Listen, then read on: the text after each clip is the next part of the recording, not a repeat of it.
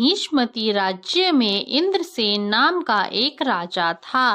राजा के राज्य में सभी प्रजा सुखी थी। राजा के पास किसी भी चीज की कोई कमी नहीं थी। राजा इंद्रसेन भगवान विष्णु के परम भक्त थे। एक बार राजा के दरबार में देव ऋषि नारद पहुंचे। तब राजा ने उनका स्वागत सत्कार किया और आने का कारण पूछा। तब देव ऋषि नारद ने बताया कि मैं यमराज से मिलने यमलोक गया था। वहां मैंने तुम्हारे पिता को देखा। वहां वह अपने पूर्व जन्म में एकादशी व्रत के खंडित होने का दंड भोग रहे हैं।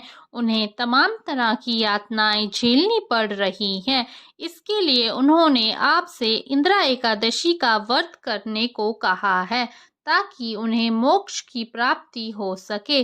तब राजा ने नारद जी से इंदिरा एकादशी व्रत के बारे में जानकारी देने को कहा। देव ऋषि नारद जी ने कहा, हे राजन, इंदिरा एकादशी का व्रत करने से जातक के सभी पापों का नाश हो जाता है और उसको स्वर्ग की प्राप्ति होती है।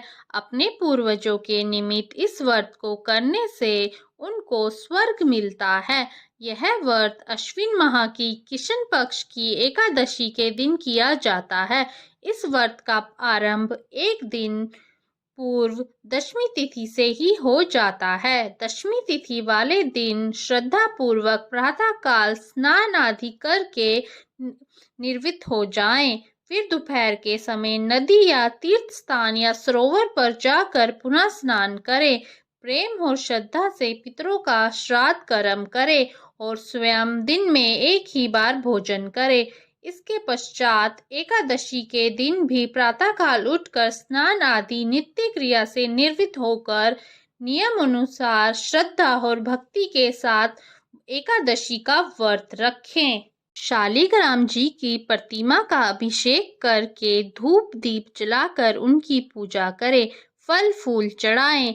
उसके बाद भगवान विष्णु का ध्यान करके शालिग्राम जी की प्रतिमा के समक्ष विधि विधान के साथ पितरों का श्राद्ध करें। ब्राह्मणों को भोजन में फलाहार कराएं और दक्षिणा देकर संतुष्ट करें। गाय को भोजन कराएं। रात में भजन कीर्तन का आयोजन करें। द्वादशी के दिन प्रातःकाल स्नान आदि नित्य क्रिया से निर्वृत्त होकर सूर्य भगवान को जल चढ़ाकर भगवान विष्णु का पूजन करके ब्राह्मणों और गरीबों को भोजन कराएं। फिर मौन व्रत धारण करके अपने भाई बंधुओं और परिवार के साथ भोजन करें। यह व्रत पूर्ण श्रद्धा और भक्ति के साथ काम क्रोध और आलस्य का त्याग करके करना चाहिए।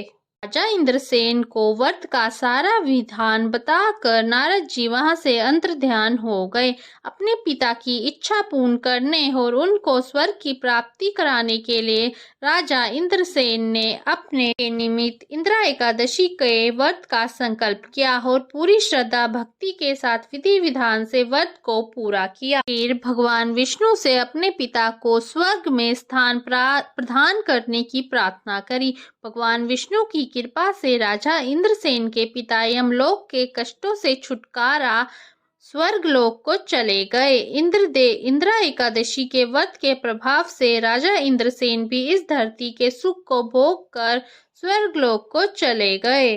भगवान कृष्ण ने कहा है कि मैंने तुम्हें जो इंदिरा एकादशी के व्रत का महत्व बताया है उसे कहने और सुनने से ही मनुष्य के सभी पापों का नाश हो जाता है और मनुष्य धरती के सभी सुख भोग कर मृत्यु के बाद वैकुंठ धाम चला जाता है। साथ ही उनके पितरों का भी उद्धार हो जाता है। इस व्रत को करने से मनुष्य पितृदोष से मुक्त हो जाता है।